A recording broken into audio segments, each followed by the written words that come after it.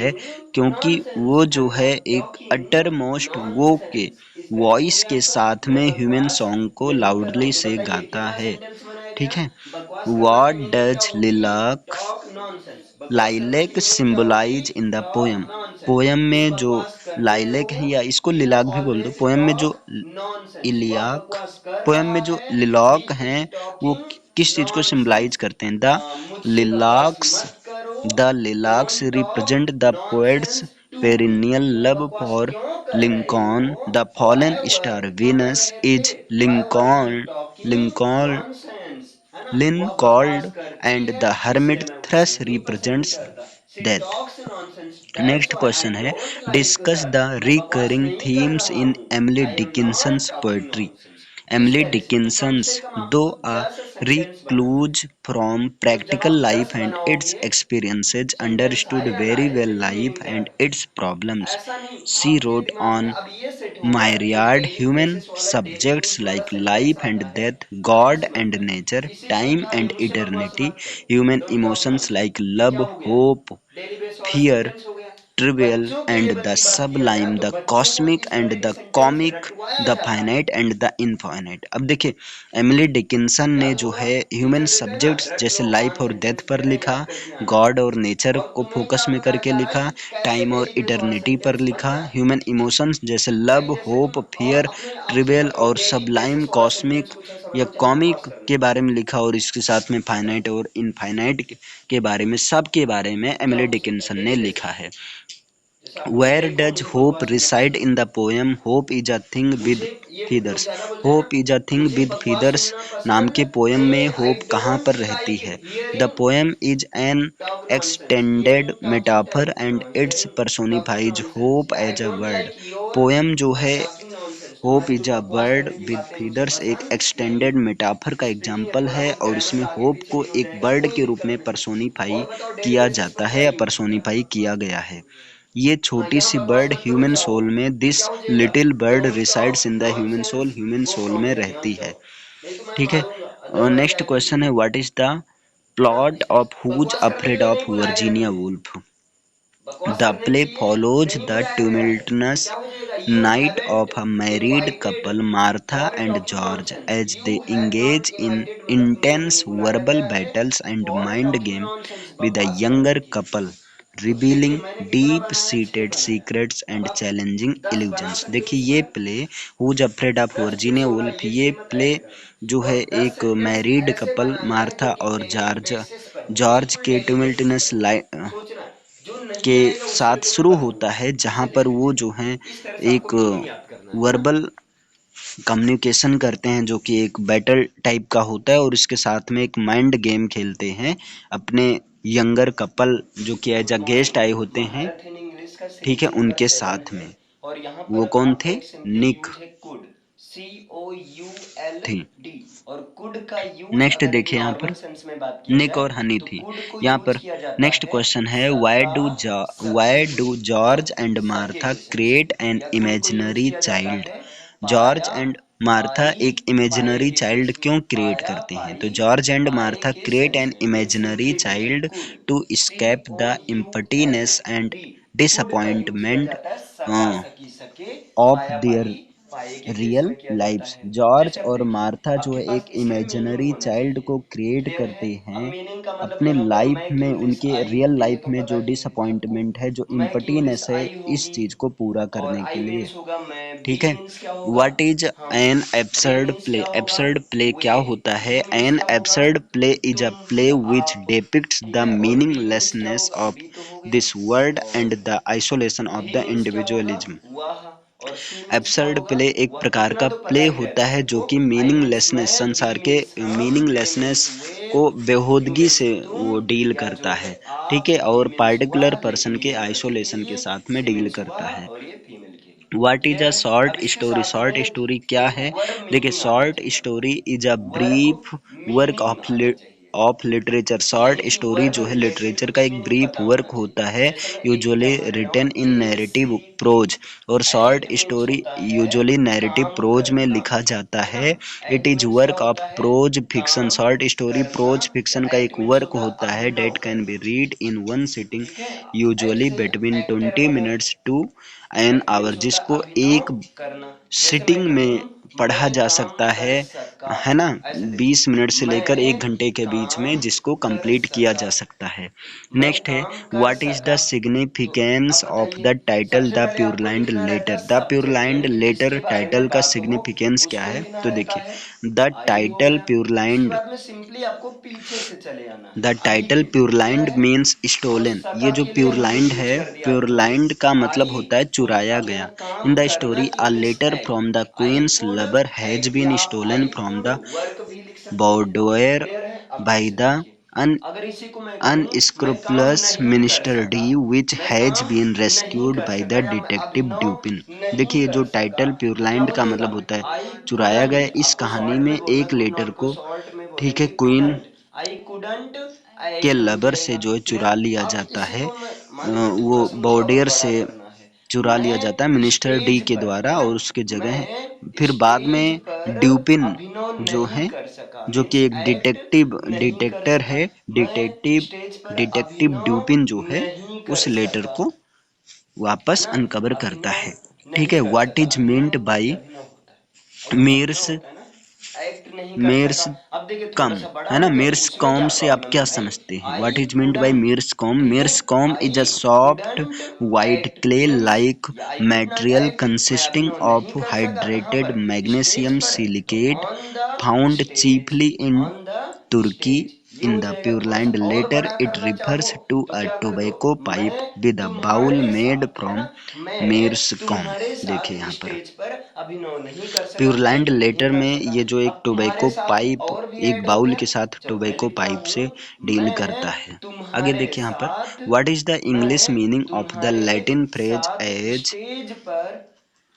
As ट्रोजिमी। देखिए यहाँ ट्रोजिमी फ्रेज से आप क्या समझते हैं, जो कि लैटिन फ्रेज है। The English meaning of the phrase एज ट्रोजिमी मीन्स द थर्ड फ्लोर, है ना, उसका मतलब क्या होता है, the third floor. What is the main theme of a Soldier's Home. Soldier's Home का मेन थीम क्या है? Alienation is a key theme in Soldier's Home. Krebs feels alienated from everyone in his home town. Krebs जो है अपने home town में हर कोई से एक एलिनेटेड फील करता है, और सोल्जर्स होम का की थीम जो एलिनेशन है। नेक्स्ट क्वेश्चन है, what does 124 mean in Beloved. The novel there with the first part opens with sentence 124 was spiteful. This refers to the house in which Sethi lives with her family, which is located on Bluestone Road 124 in Ohio। देखिए 124 जो है एक ऐसे घर से refer करता है जहां पर सेथी अपनी फैमिली के साथ में रह रही होती है, जो कि ब्लू स्टोन रोड 124 के पास ओहियो में ये घर बसा हुआ है। Why did Sethe kill Beloved. Sethe ने बिलव्ड को क्यों किल किया? Sethe killed Beloved because she did not want her daughter to be subjected to the trauma of slavery. Sethe ने अपनी बेटी बिलव्ड को मार दिया क्योंकि वो जो है अपनी डॉटर को स्लेवरी के दुख दर्द के अधीन नहीं करने देना चाहती थी, इसलिए उन्होंने अपनी डॉटर को मार दिया। समय से आ सका है।